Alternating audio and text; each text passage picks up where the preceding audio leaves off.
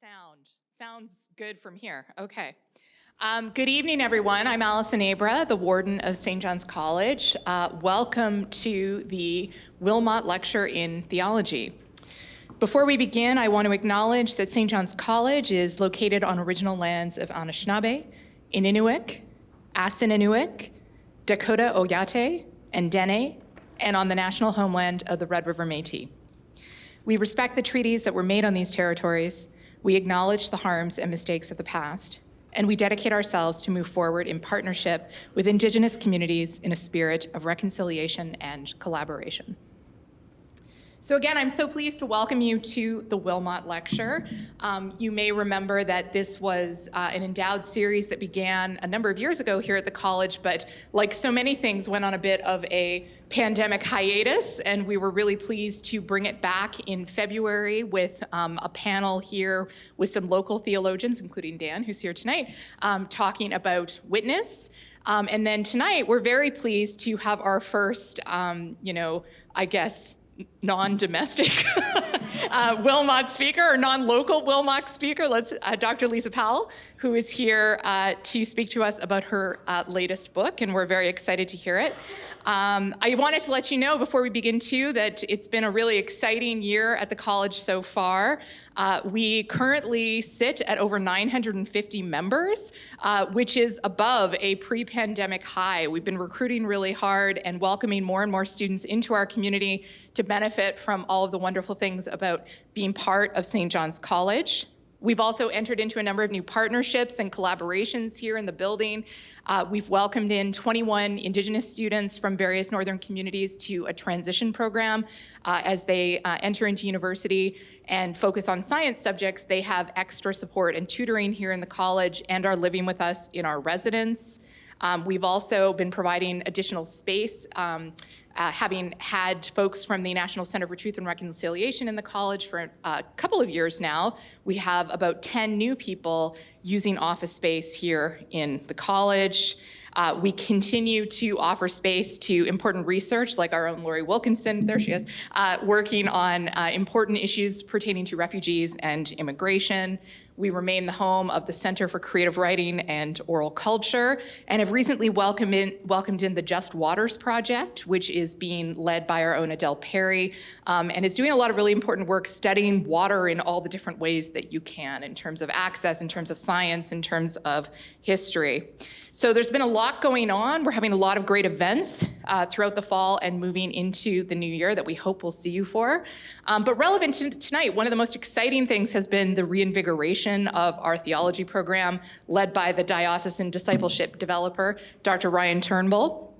We're offering a range of courses, more this year than in recent years, in partnership with Canadian Mennonite University, as well as the Western Education Collaborative Anglican Network out of Emmanuel St. Chad in Saskatoon, teaching a lot of really exciting topics in theology, including Indigenous Christian theology, which is happening right now to record numbers of students locally and across Canada. And we're really excited about the direction of that, which also pertains to a lot of less formal theological education and programming like tonight's Wilmot Lecture. So keep your ears peeled, watch our socials for all of the things that are going on, and we hope to see you at another event soon. And now it is my pleasure to welcome Dr. Turnbull to the podium to introduce Dr. Powell. So the Wilmot Lecture was endowed with the intent that this would be an annual conversation about the doctrine of God. And there are not actually that many opportunities to talk about the doctrine of God anywhere in the Theological Academy. Everybody wants to talk about something downstream of the doctrine of God, because the doctrine of God can be difficult to get one's head around. So I was looking for somebody interesting to hear from on this subject, and Dr. Daniel Rempel, who was one of our Wilmot speakers this past year, recommended this short book, The Disabled God Revisited, and said, this is a must-read book. And I read it, and it was. And don't be fooled by the size. This is a hefty, important contribution to theology, and we're very excited to get to hear from Dr. Lisa Powell this evening as she shares a little bit about the kind of the constructive work that she's doing, thinking about the doctrine of God, and what does it mean that God has chosen to be the God for us in the disabled body of Jesus Christ. Lisa Powell is professor of theology and director of justice, diversity, and gender studies at St. Ambrose University in Davenport, Iowa. Her research is at the intersection of liberation theology and Christian doctrine, with a particular focus on the contributions of disability perspectives to Christian theology. Her work is published in a variety of edited volumes and in various academic journals, including the Journal of the Society of Christian Ethics, Theology Today, and the Journal of Feminist Studies and Religion. Her most recent book is this one, The Disabled God Revisited, Trinity, Christology, and Liberation. And I have a bunch of them here with me today. So afterwards, please come see me, and we've got a special discounted price for you for this evening. There was a group of us across the diocese who spent the last 5 weeks reading through this book together and talking about it, and it is wonderful. So take and read. But now please join me in welcoming Dr. Lisa Powell to the stage.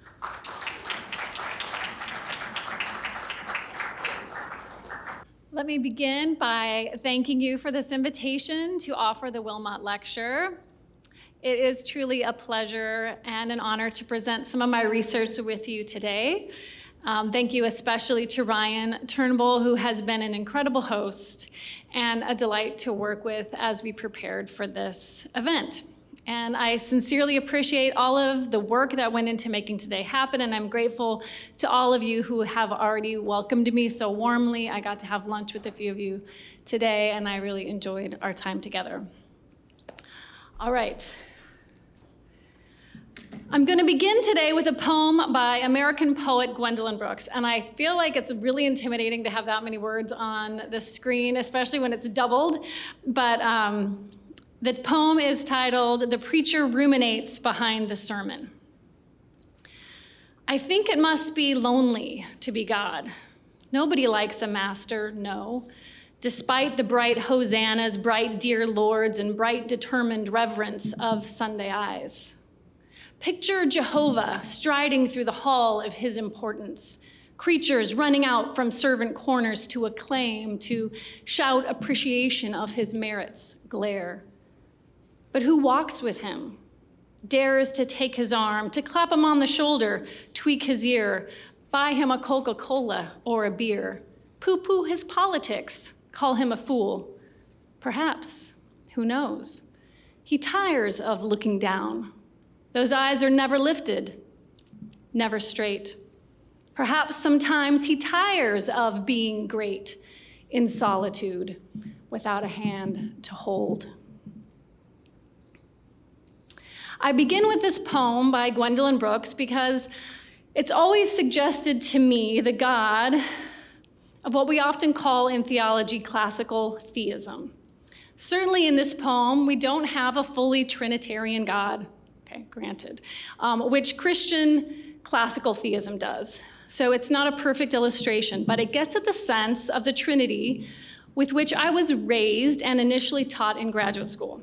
God is radically other, transcendent, unaffected by anything external to God's self. God is the unmoved mover, unchanging or immutable, and cannot suffer or impassible. Because to suffer is to undergo change or a shift in being and status. To suffer is most definitely to be affected, which a perfect being cannot be, or at least according to much of the tradition. Perhaps it is not surprising then that this is the image of God critiqued in the claim that God is disabled, which I'll be addressing tonight. All right, typically when you learn about this Trinitarian God, you also have described a God who would be identical had God never chosen to create. For me, this is the central issue I'll be discussing as I develop an alternative to this classical understanding of the Trinity. Most tradition says God would exist as Father, Son, and Spirit for all eternity as one being, blissfully solitary in Trinitarian union, had God never created. Nothing changes for God when God decides to create a world with which to covenant. God is utterly independent of the world, existing in perfect triune love without the world. This is the immanent Trinity. And when artists have tried to help us get our minds around God within God's self, relating to God's self, we end up with images like these three faces on one head. Oh, which is not what is there. There we go. So this is what artists end up giving us when we try to think about how God is one within God's self, without the world. What is threeness here within God's inner life without creation? God loving God's self in solitude without a hand to hold, as Brooks imagines. The images are also often three faces that seem to suggest what the artist thought Jesus looked like. So we get the face of a whitish, middle-aged man in triplicate transposed onto one head, and a triangle with words that remind us of the relationship they have to one another that actually constitute their threeness. So it tells us that the Father begets the Son, which connotes simply a father-son relationship akin to siring, indicating that the Son really is of the Father's being. And in the Western churches, at least, the Father and the Son together breathe forth the Spirit, or the Spirit proceeds from both in harmony. These relationships, called the processions, are the foundation of the threeness of God. These relations of origin constitute their three distinct persons or modes of God's being. God in unity, in distinction, oneness with real difference. But then we have these lines that remind us that although this is one God, God's threeness is not sameness. The Son is not the Father is not the Spirit, and so on, but they're all one God. So this triune God that we have imaged here, would and could have remained this God in exactly this way, whether or not God decided to be a God of creation, which frankly isn't helped by the three-faced Jesus head, because of course Jesus wasn't part of the eternal immanent Trinity traditionally understood. But hopefully you get the idea. And then God decides to create for relationship outside God's self.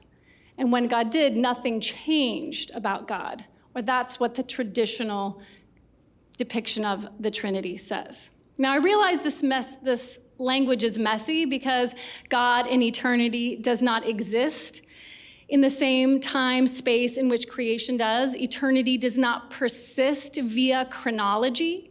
So it's not as if classical theism actually describes God going through eternity, then getting lonely, and so decides to create to switch things up a bit. That would definitely not be a fair characterization. But there is an insistence in most Trinitarian theology that God would be exactly the same God without any change to God's nature or direction or personhood had God decided not to create. Yet, this eternal God made the decision in eternity to create, and then depending on one's tradition, God chose to become incarnate to bring about our salvation, sending the Spirit to guide us to this salvation achieved in Christ.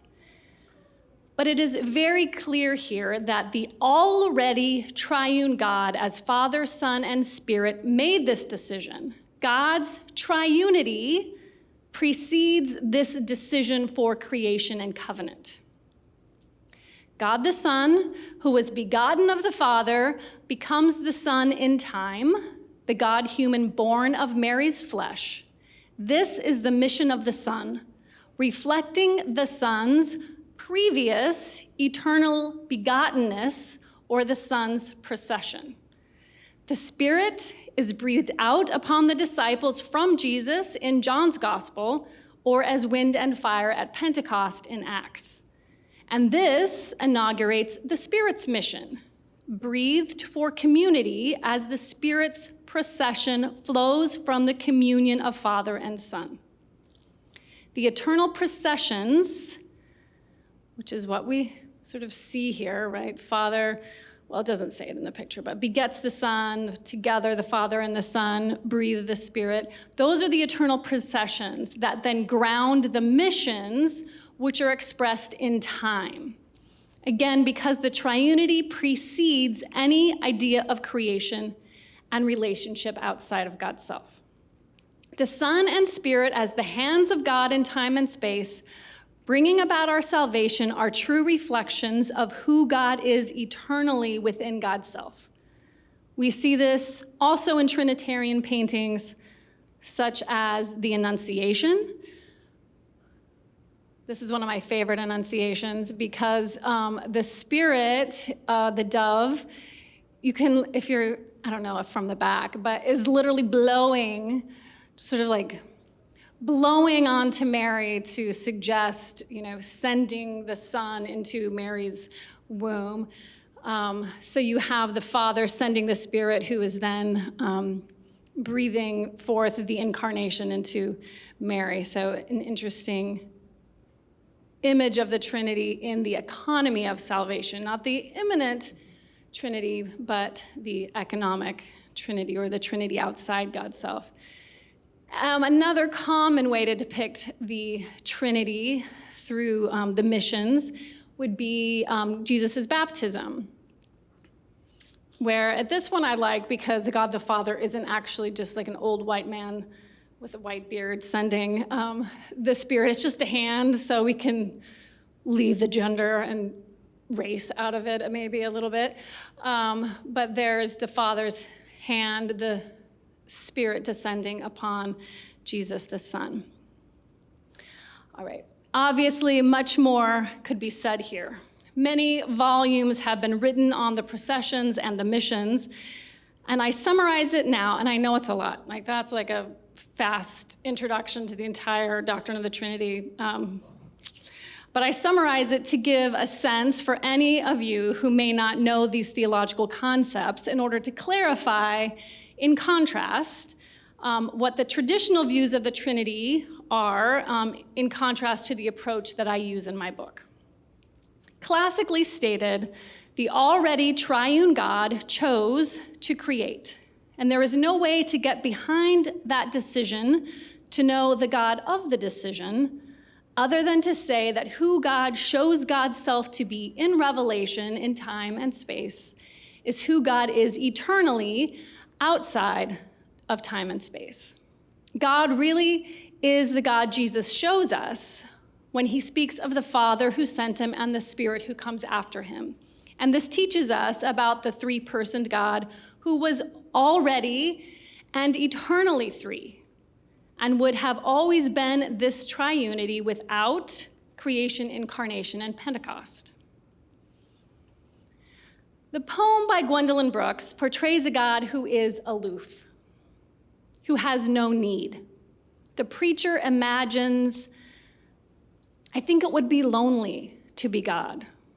And I think she is pointing to something theologically important.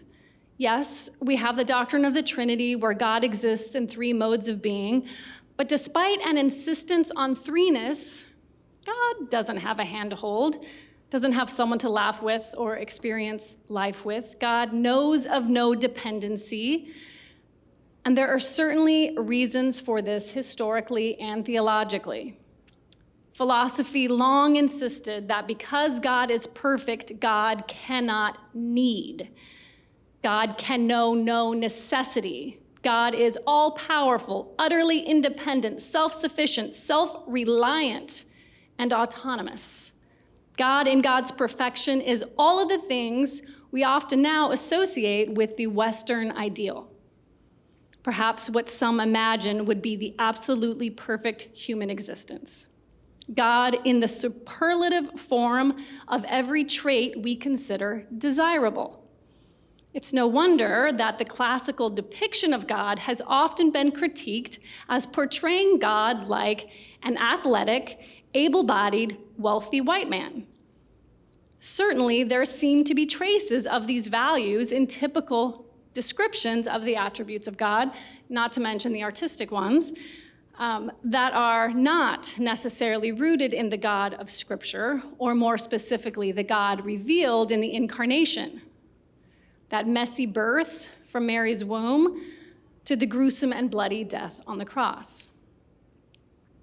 We may find a gap between this triune God who loves himself in utter freedom and the God who we come to know in Christ, who loves what isn't God, gives of herself or himself, and enters suffering existence with creation.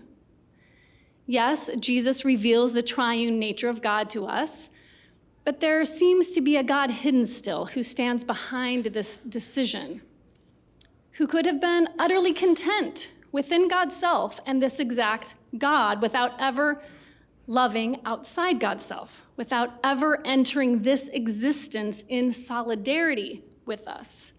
That triune God of classical theism seems to me clouded still in mystery.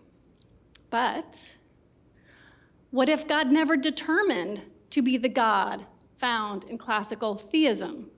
Never chose that existence for God's self, but instead eternally determined to be constituted for covenant with that which isn't God?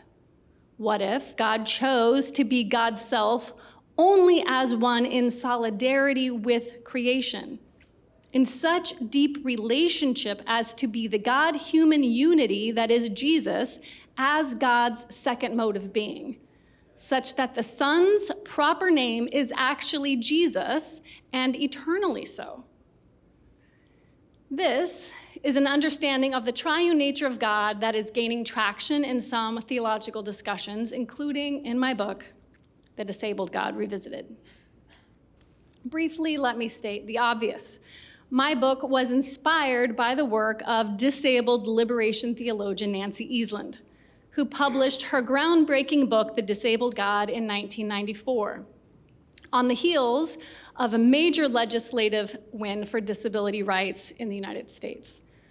Her book was one of the first published in what has become the field of disability studies, and she situated disability theology within the stream of liberation theologies that were exploding in the 80s and 90s, placing disability alongside Black, feminist, womanist, mujerista, and Latin American liberation theologies.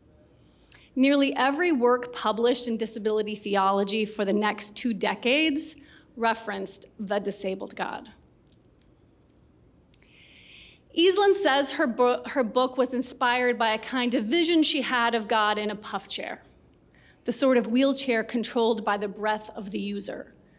For Easland, this vision does not disclose a pitiable God or a suffering servant, but an active God, one on the move. She rejects traditional notions of God's omnipotence, but her theology does not leave God without power and ability.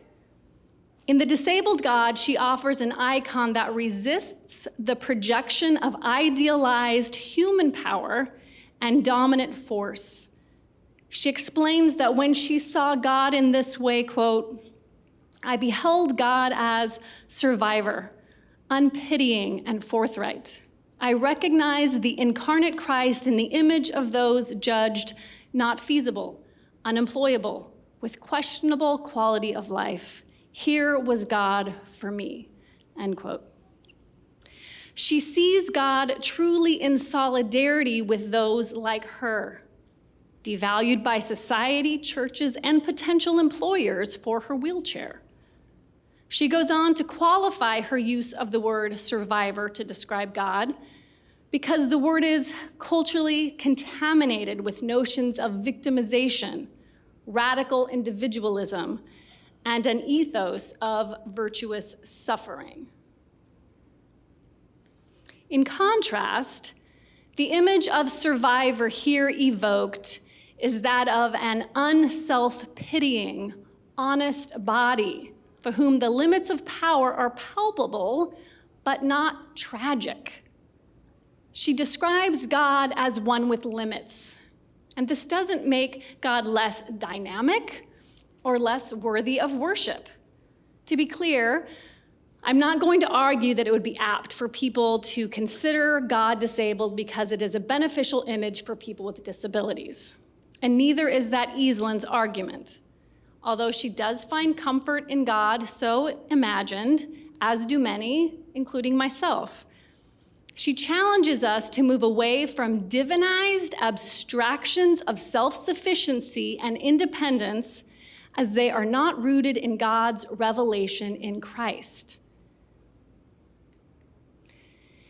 Eastland's claim that God is disabled ultimately rests on the resurrection accounts found in Luke and John's gospel, where Jesus invites his disciples to touch the wounds in his hands and feet. This is Caravaggio's famous depiction of Thomas. In these accounts, the resurrected Christ retains the impairment of his body inflicted at his crucifixion. His resurrected body is not a perfected body. It is not an idealized, perfectly able body without brokenness or impairment. It follows, too, that the resurrected body with which Jesus returns to the Father is a disabled body. For Eastland, the life of the disabled God is one of interdependence, and she insists that this way of living is not willed from a position of power, but is a necessary condition for the life of the God-human, Jesus. She explains, to posit a Jesus Christ who needs care and mutuality as essential to human divine survival does not symbolize either humanity or divinity as powerless.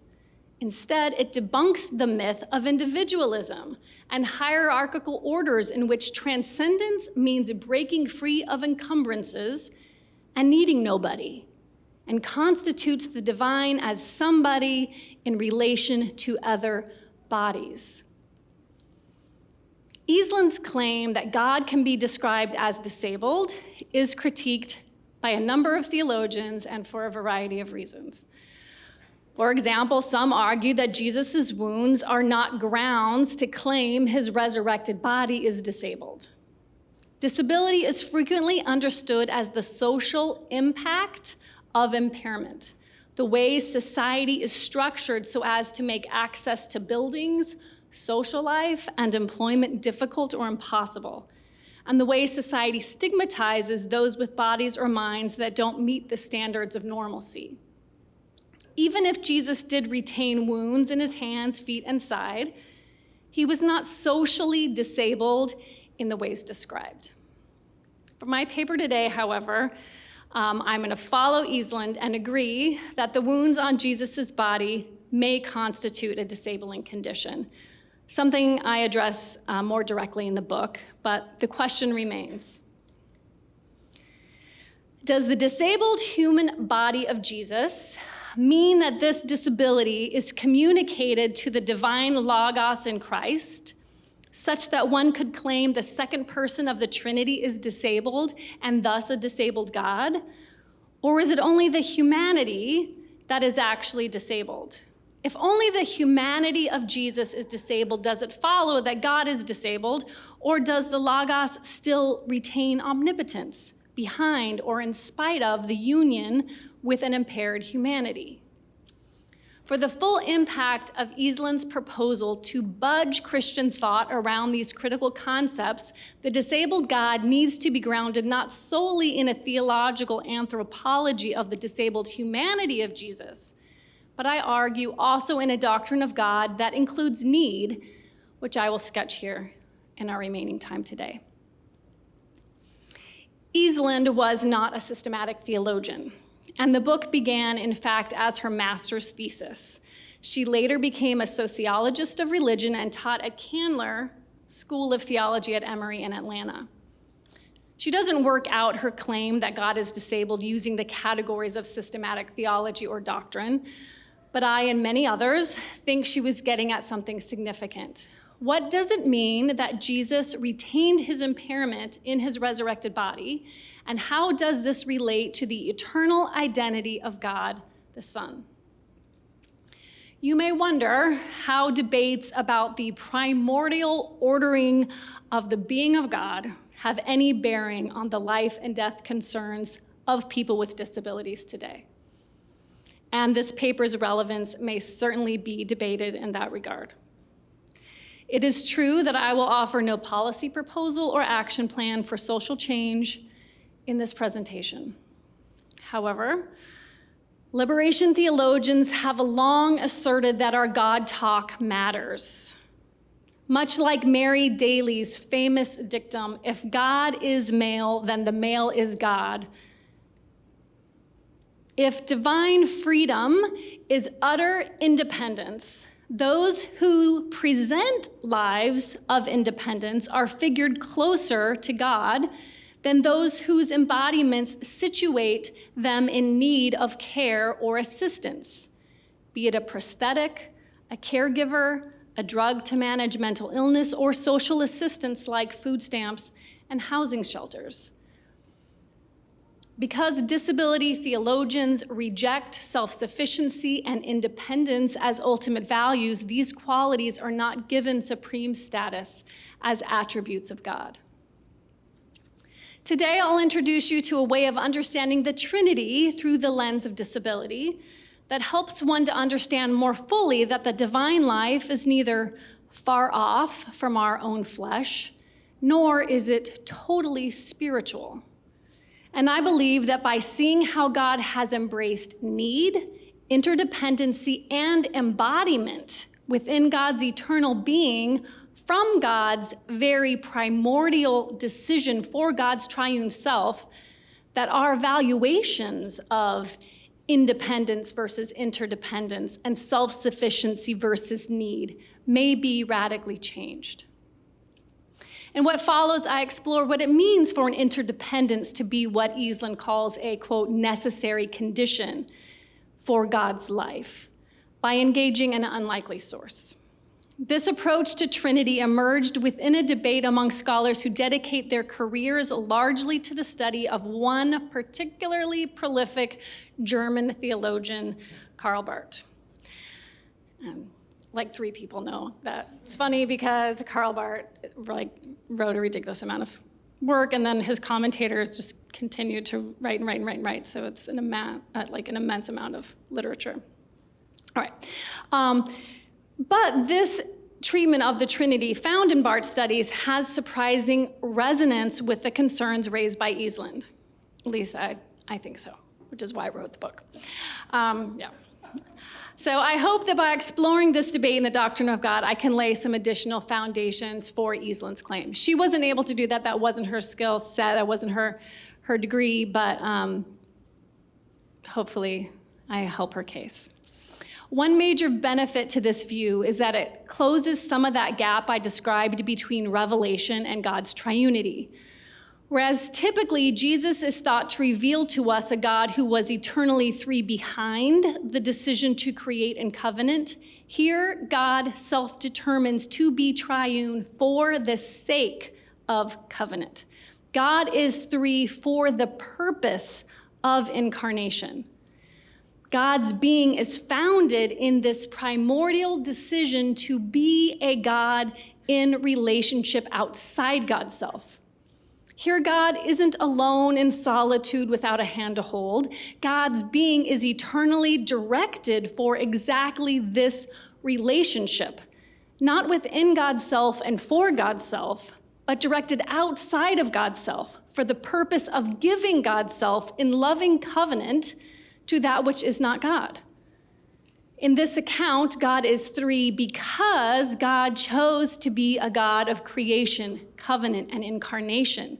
God's decision to exist in covenant relationship with creation logically precedes and grounds God's self-determination to be triune.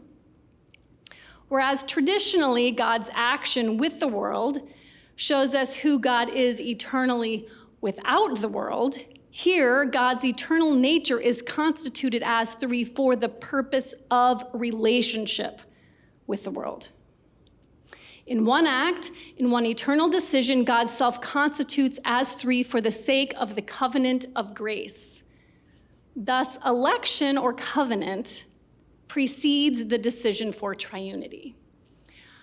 Obviously, the language here is tricky. There is no real before with respect to God's triunity. God is eternal. Yet we can still speak of an origin, or that which is logically prior, or that which founded what followed. Much as one might say the Father is prior as origin of the Son and Spirit, and yet all three simultaneously exist as the eternal God. God is not relational simply within God's self prior to God's decision to be in relationship in a most concrete, particular way through creation, covenant, and incarnation. As Barth says in a quote, much debated by his interpreters, God himself does not will to be God and is not God except as the one who elects. There is no other God behind that gracious electing decision that constitutes God's eternal being for others, for relationship with creation. Here, God's free decision to be in covenant with that which is not God determines God's triune identity, which means that God's very eternal being is primordially shaped by this prior decision. It also means that those processions I mentioned earlier are eternally directed toward the missions. The generation of the Son as begotten is for the purpose of the Son's identity as the God-human, Jesus. At the center of this understanding of God's self-determination is Barth's Christology. Tradition locates Jesus within the economic Trinity, within the context of God revealing God's self in time, and not in God's primordial life. The Son, yes, Jesus, not yet. Nonetheless, Barth makes this mysterious claim that stands at the heart of this splintering debate in Barth studies. He says, quote, Jesus Christ is the electing God. In no depth of the Godhead shall we encounter any but him. He calls Jesus not only the object of election, that is the one who is elected by God, but also the subject of election, the God who does the electing. Jesus of Nazareth is the electing God. He says there is no Godhead, and this is a quote, no Godhead in itself. There is no such thing as a will of God apart from the will of Jesus Christ. The Godhead has always been determined by the becoming of Jesus. How do we make sense of this? How can the historical, embodied human being be present in the primordial being of God? In the electing decision, which shapes the eternal divine life, the God-human Jesus Christ is present by way of anticipation.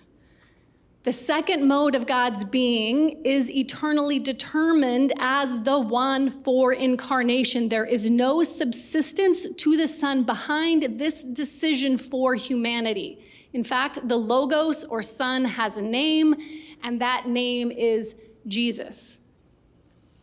Most theologians would be comfortable saying that creation is a precondition for the self-communication of God's triune life, that creation is necessary for revelation. But I am saying something much more here. God self-determines to be triune in anticipation of fellowship with creation. Because the intention for creation is the precondition of God's self-determination, it makes creation not only necessary for God's self-revelation, but for the fulfillment of God's very being. God is never that solitary, unfettered God of classical theism. Deep within God's eternal being, God needs. God needs that to which to covenant God's self, and the Son needs the humanity of Jesus, and thus embodiment and materiality to fulfill and complete the Son's identity as the God-human.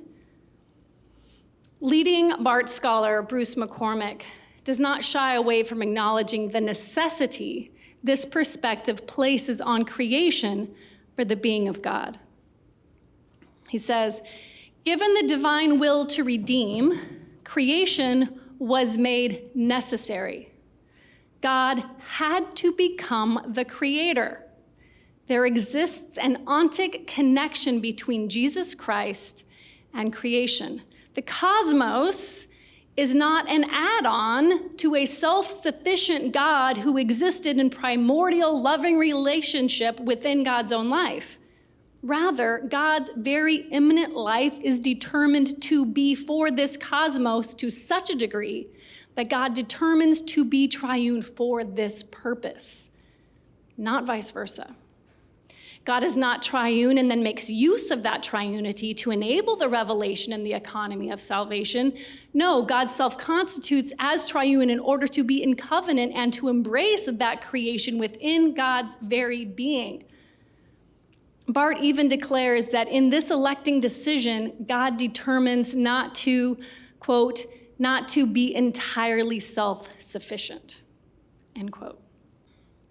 All of this then allows a few summary claims. God is not, in essence, autonomous. Jesus, as the anticipated eternal mode of God's being as Son, means precisely that God is not autonomous. Next, if Jesus truly is identified as the second person of the Trinity, humanity is not foreign to the being of God. Humanity can even be said to be constitutive of the life of God in God's second mode of being. One commentator puts it this way: what seems to us to be a contradiction, that a created essence is made essential to the Creator, is maintained by the freedom of God. End quote. Embodiment and humanity become essential to the being of God. And this is a massive departure. If you've been following, you are hard to recognize, a massive departure from the classical theism often critiqued by liberation theologies. Here, embodiment does not just exist as part of God at a point in time via the incarnation. Embodiment rather is essential to God's being from all eternity because of the original act of God's self-determination to be exactly this triune God. In conclusion, we move to the ways this account is promising for disability theology and perhaps other theologies of liberation as well. Disability theology is skeptical of divine transcendence and favors an emphasis on immanence, and it critiques divine omnipotence, as I've already mentioned with Eastland. Omnipotence is seen as the divinization of a masculinist or able-bodied power.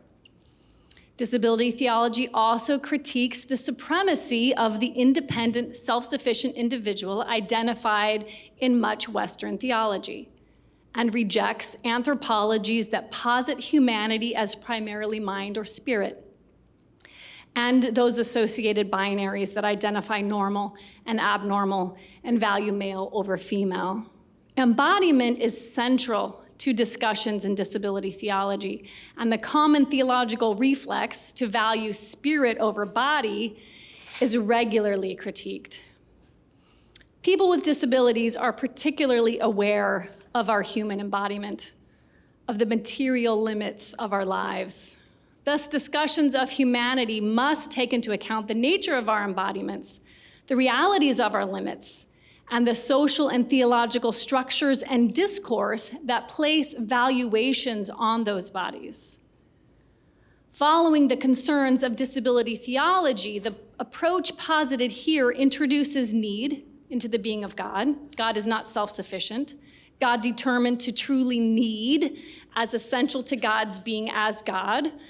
Further, this view establishes an ontological connection between God and the material world, not just by a decision to relate, but through a connection that is eternal and necessary to God's being as Son.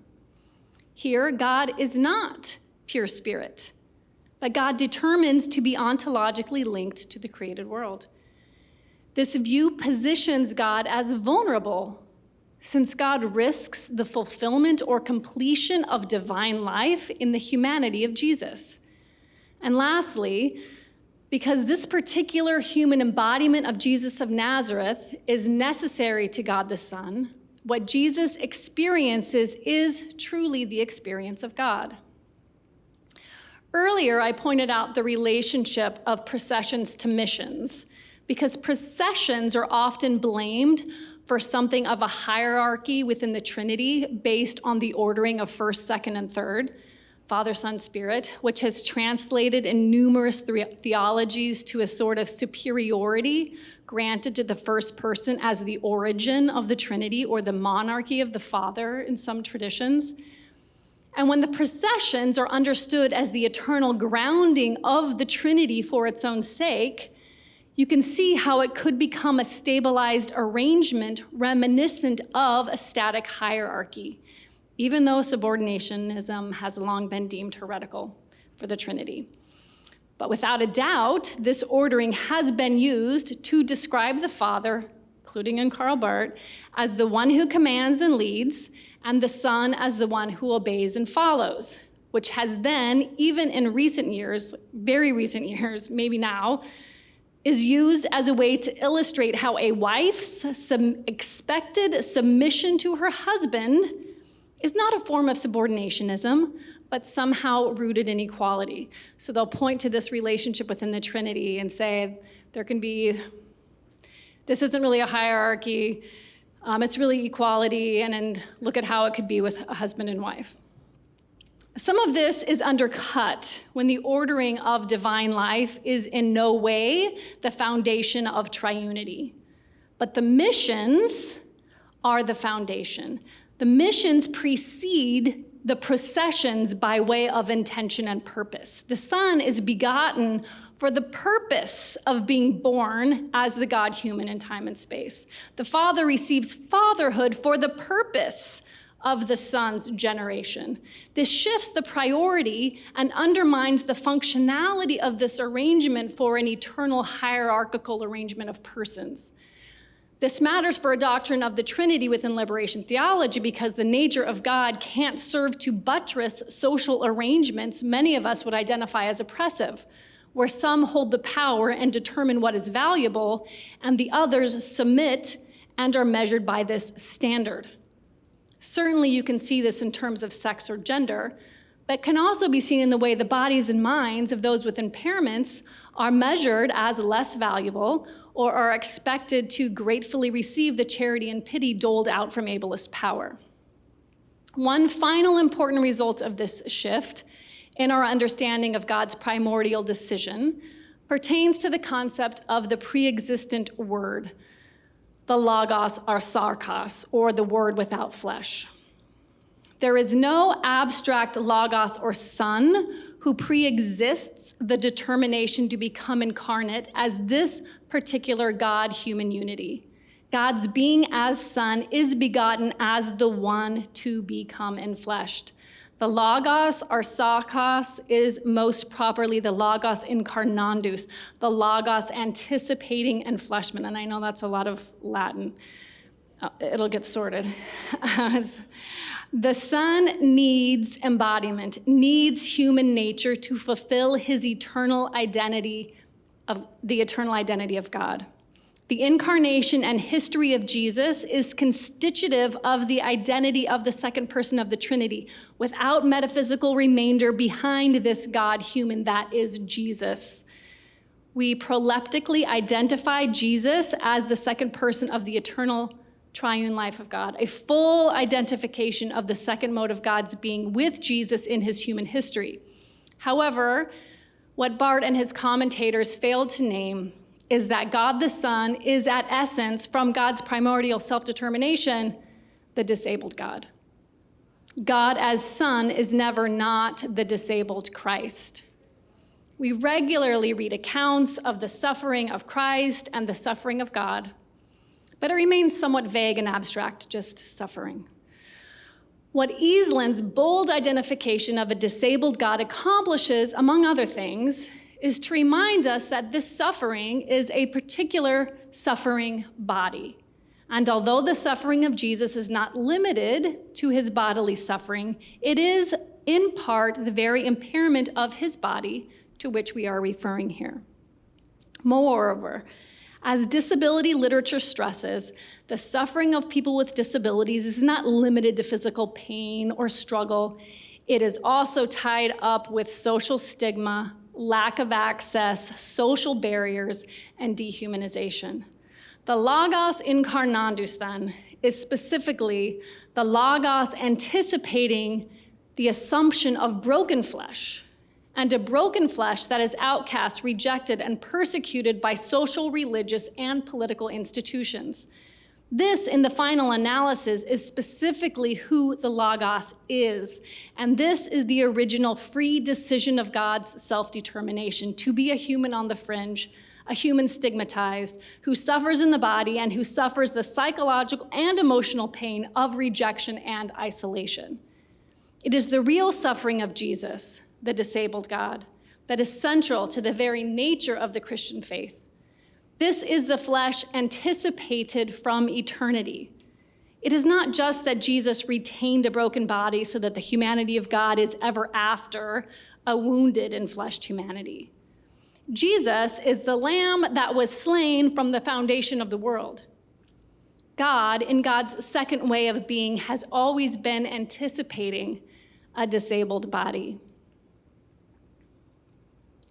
The eternal, primal identity of the Son is not the Logos or Sarkos, and is not even the Logos incarnandus, but more specifically is the Logos incarnandus fractus, the word going to be in broken flesh.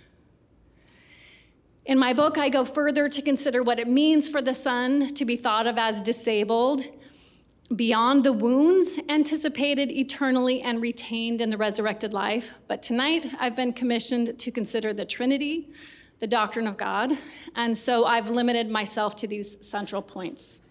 God determined to be with us in solidarity, such that God eternally self-constituted to be a God who understands human experience from within it, from the inside, as one of us, Jesus of Nazareth. Jesus, as the second mode of God's being, as the Son, experiences rejection, abandonment, physical pain, and even death. But in so doing, promises not eternal suffering, but the acceptance of our bodies and minds in their various states, shapes, and experiences. These are welcomed into God's future as they were eternally anticipated in God's primordial being as the disabled God. Thank you.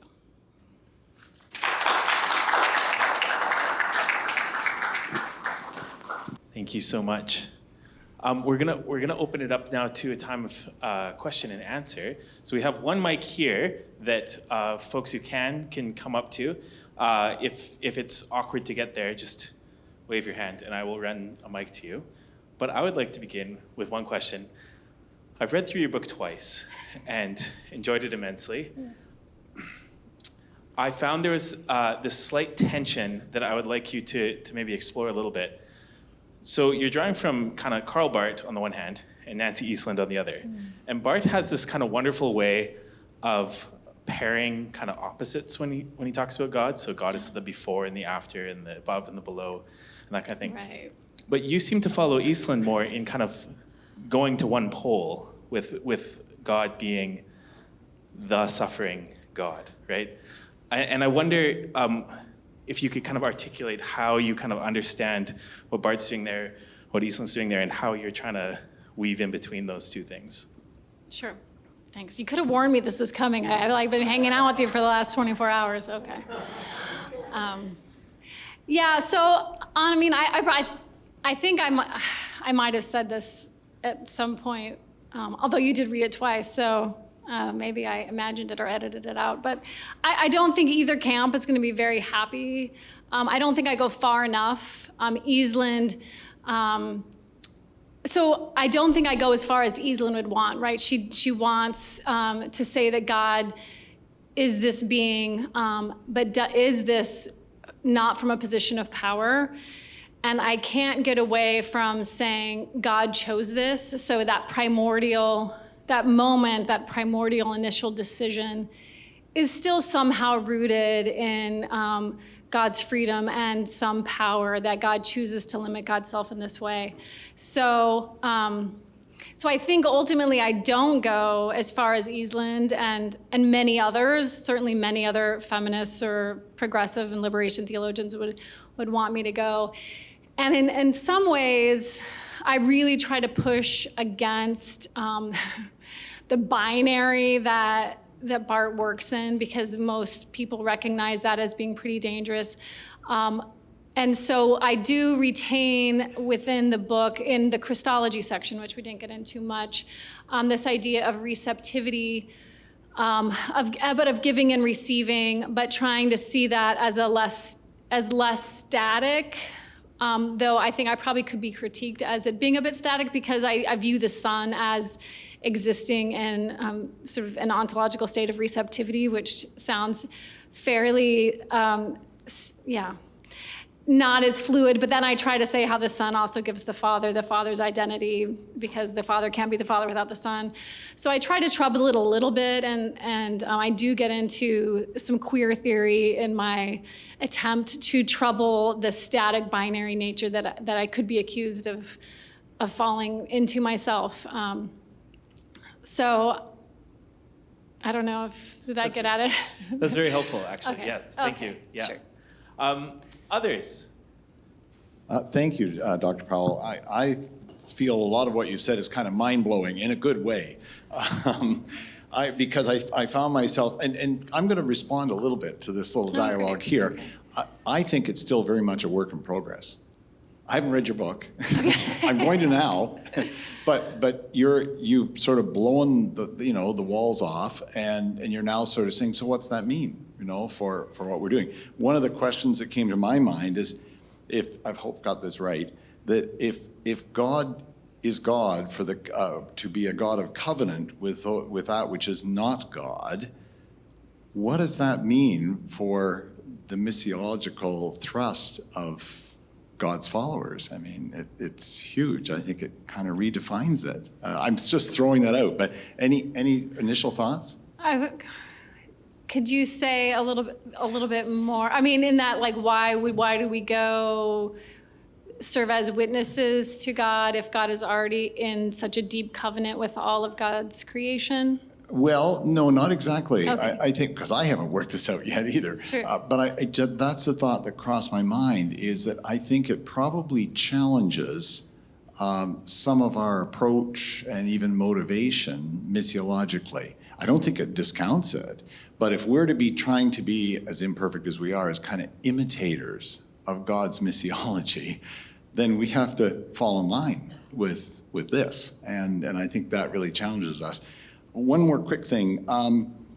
I think, too, what you've said may cause us to have to rethink our understanding of omnipotence.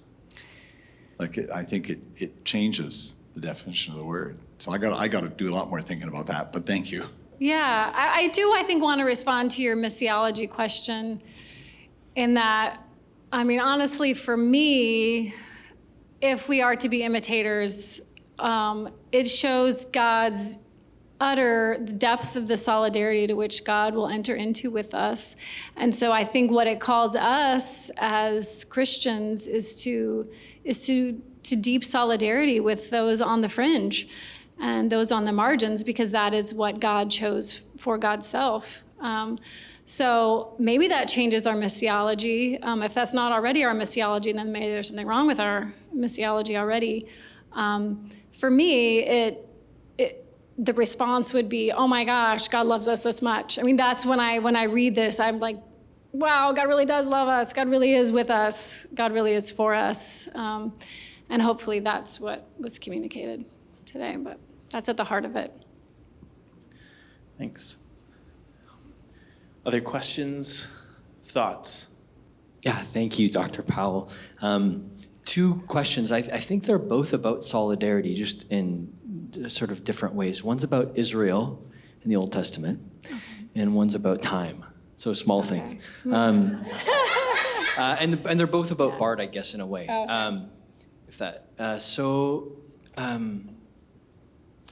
So for Barth, what it means for Jesus Christ to be the elected and rejected one is all bound up with the shape of Israel's life in the pages of the Old Testament, right?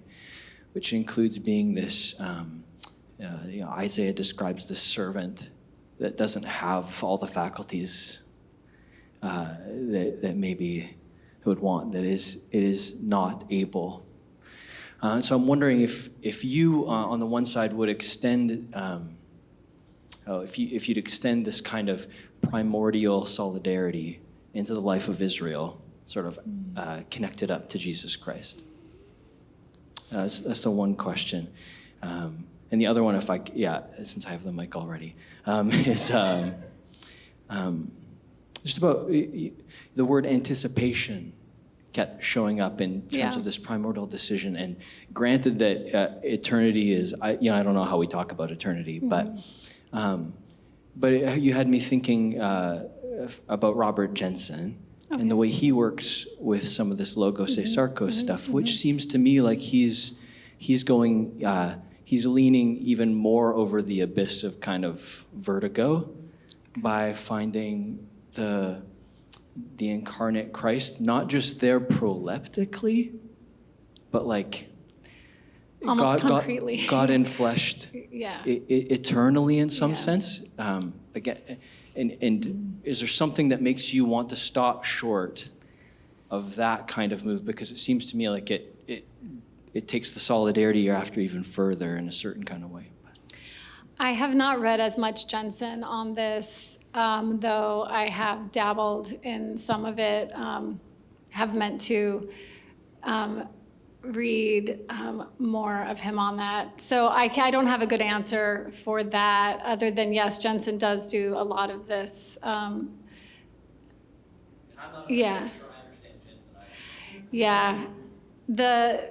When you sort of abandon the Logos or Sarkos, and there is just Jesus there as the Son. I love it. I don't understand how to make sense out of it all. And I'm gonna try to understand, when you were talking about Israel, I don't know if I'm gonna answer this the way that you meant the question. Obviously, I don't, when you say Israel today, it's a very heated topic. So you mean Israel of the Bible of, absolutely.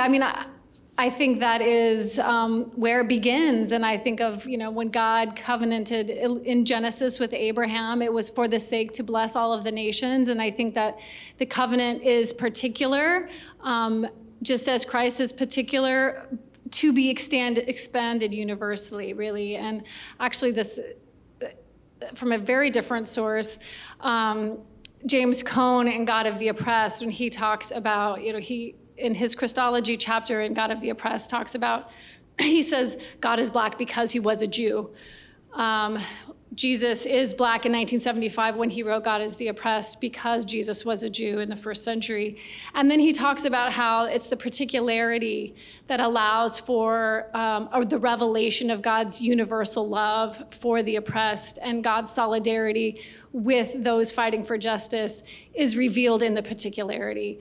And so I think the particularity of the covenant with Abraham extended to Abraham's descendants similarly is that particularity that gives us the revelation of God's will for all of humanity, just like the covenant was for a blessing for all the nations. So maybe I got around there eventually. Thank you, Dr. Paul. I like the fact that you also go to Eucharistic theology when you talk about the broken body of Jesus, because as I was reading your book, at one point I thought, well, they have got her now because Jesus resurrected, and then the disability went away because of the resurrection. But as I was reading, when you talk about the broken body of Jesus at Eucharist, then I said, I think that's that convinced me. So I'm just saying thank you. I'm always at the altar, and I always pronounce the body of Jesus broken for us, and it got to me. Thanks. Oh, thank you.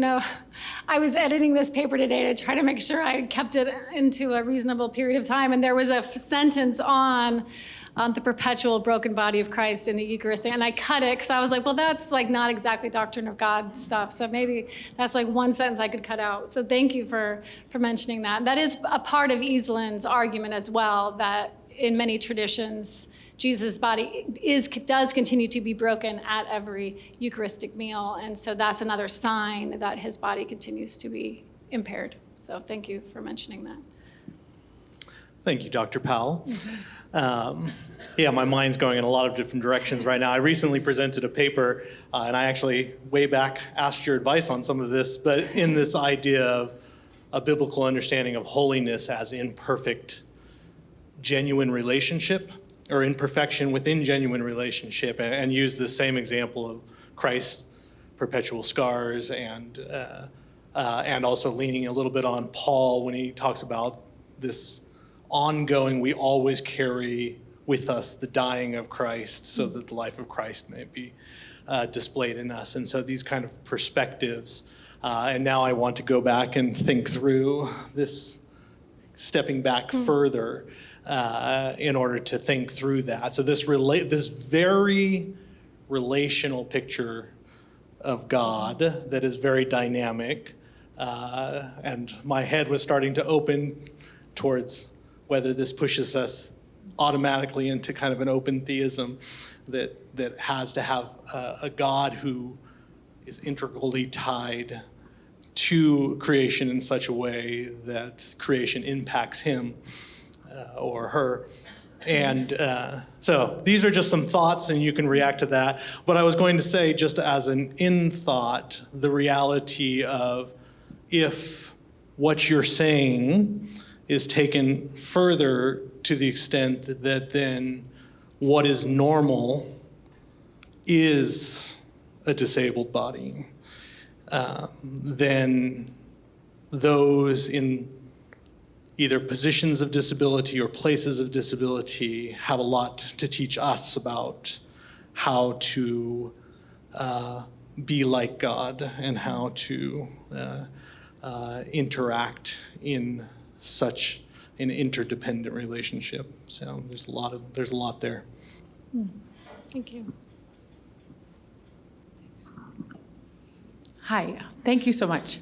I am not a theologian, and I barely held on, so but I got it, most of it. But this topic is very interesting to me. I'm a mom of 7 kids, and one of them has cerebral palsy and epilepsy, and he is 10 years old. And yeah, my heart is racing. So there's a part of me that's really, really grateful.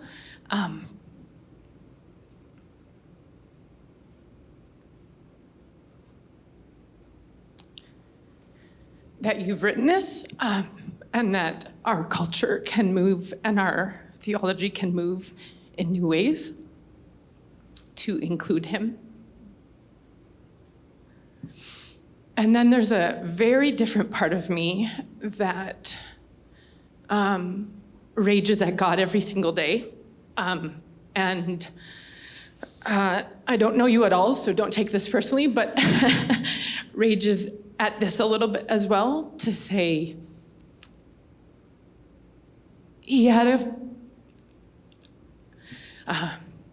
at the risk of whatever, offending people or sounding heretical, he had a couple cuts in his hand and a cut on his side. And how can we say that that's a lifelong disability that my child has lived with from the first breath that he has taken?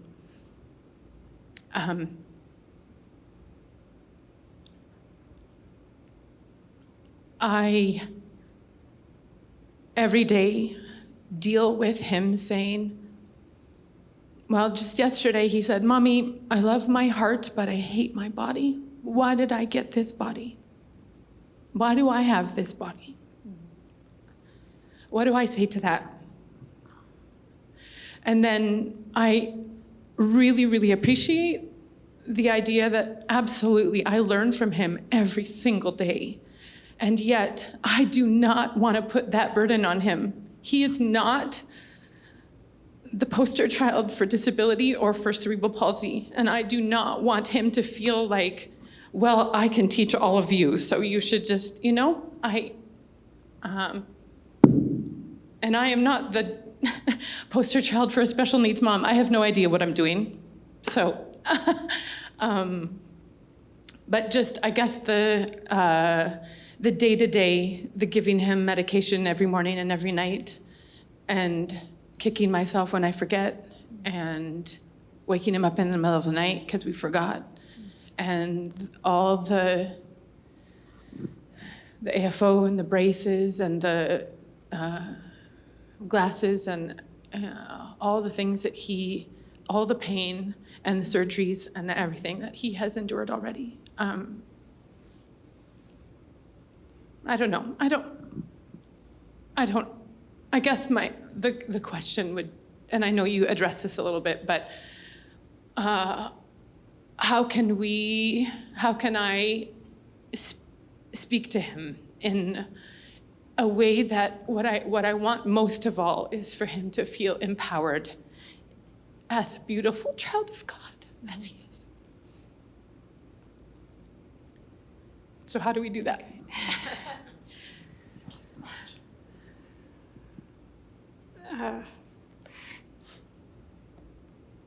Sorry. I was gonna say thank you for sharing that and for your vulnerability. I'm a mom too, not with as severe as special needs, but a daughter with 5 diagnoses of her own and medications and an IEP, and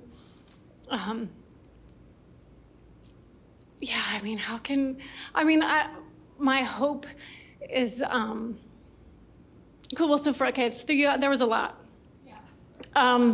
First, absolutely right, not instrumentalizing, using the bodies of people with disabilities to teach able-bodied people a lesson.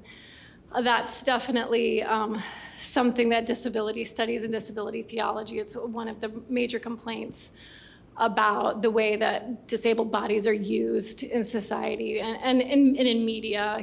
Disabled bodies are either the Tiny Tim, who's gonna teach us to be grateful, or actually there's this great, Stella Young has this great TED Talk where she calls it inspiration porn. So that's, I certainly hope I don't do that, and if I do in my book, then, I need to receive that criticism and do better. The romanticization of disability is another thing. I talk about that in my book, hope I'm not guilty of it, but probably am on occasion. I recently had a discussion with someone. I talk about care work, and you certainly know a lot about care work and how exhausting it is, how weary you can become, and how much people who give care need care given. And so that's sort of at the very end, we talked about it at lunch briefly today, and I probably romanticize this idea of care webs, where people who give care receive care, because someone has to take care of the people who are giving care because they are constantly pouring out.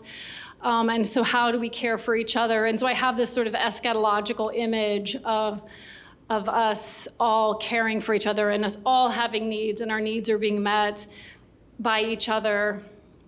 And so in the final chapter is basically doing away with the category of ability, as we all recognize our deep need and become ever more interdependent together. There was one more thing I was gonna, the romanticization. What do you say? What do you say? There's a lot of great literature out there, and a lot of people with significant disabilities who have amazing, beautiful, full lives and disability pride. And he's maybe young now, but if he can find his community, and I don't know what the community is like here, but they're can't move to San Francisco, but there are communities where there's lots of people, and the literature is growing, and it's really still a pretty early stage, but it is growing. But yeah, keep reminding all of us, me, not to get too,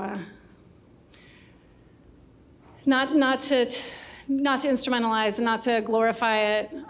Thank you.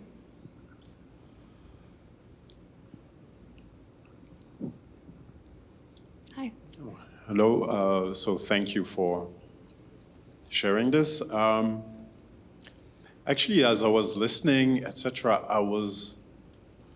it shows actually that the problem is within the church, actually, how far we have fallen away from actually being this church that is broken. Mm-hmm. Because if you really read scripture, it's quite obvious. Someone mentioned Israel. Jacob, before he got his blessing, he got his ass whooped by God, sorry. And he was disabled.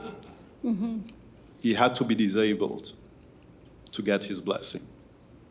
That's Old Testament. So we have all these heroes, but then we see New Testament, we see Jesus broken. We see his disciples broken. We see persecution. We see the Apostle Paul, the greatest apostle himself, said like he was struggling in his flesh. So actually, when you read scripture, even the beginning, like the sacrifice covenant, an animal had to be disabled to please God. So it's through all scripture that actually Christianity is actually a life of embracing brokenness, not just tolerating, or not just, we're going to help the poor and the broken and the poor Africans. And sorry, but we know. Mm-hmm. It's, do we really embrace this as part of, our, I don't know if it's our purpose, our calling, but even Romans said, yes, we will be blessed and glorified if we suffer.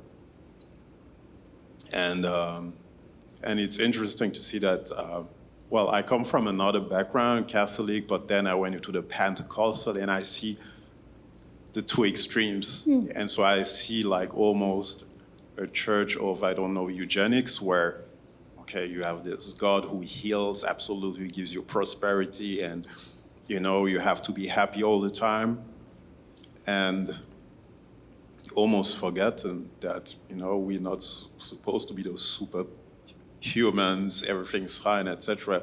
Almost where we forgot actually the people who are on the fringe, and unfortunately where we see the abuse coming from the church, because we are uncomfortable with whatever's different, broken, poor, ugly, and as an artist, I draw a lot of inspiration by ugliness, or what people deem ugly, or by trauma. There's a lot of beauty in embracing. And so maybe, it's good to have this actually, because it helps us actually to really feel comfortable and with disability, and just say, hey, it's also part of whatever God is allowing and doing, and that child who's suffering is not abnormal. It's not less, it's not more. It's just you embrace her. You see your child as, that's my baby. You don't care. It's just part of, and so really it should speak to us as the church. What has gone wrong with the church? Right. We've become this super powerful church. So thank you for sharing this. Yeah, Nancy Easland talks about it in her book. She grew up, I think, Assemblies of God, a Pentecostal tradition where she was regularly laid hands on, trying to heal her body, which for her was a regular statement that her body wasn't okay. And so a part of the book was a response to saying, my body is okay and welcomed as it is into heaven. It doesn't have to become suddenly able to, run the streets of gold. That practice of laying hands on to heal over and over again is actually very damaging. So I think you're right that this is a part of creation. This is a part of what it means to be human. And how do we stop hiding it, hiding bodies in the shadows and truly become one together and embrace each other in all of our needs. This will be our last question this evening, but there will be more time for conversation. No pressure. I guess my commentary, such as it is a response to the last two folks who have offered their feedback. So I live my life in this crippled body, and I live in the tension of my life is contingent in so many ways, and I live with limits that I have to acknowledge, and yet acknowledging that I also have personal agency. And I think for me, the people who have done the most for me in my life have been probably teachers and school administrators who were able to open up a horizon of possibility for me that I didn't know existed. So on the one hand, it's not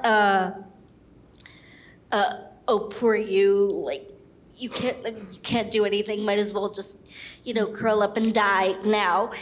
And or let's just pretend this disability doesn't exist and you can do all the things, neither of which are helpful.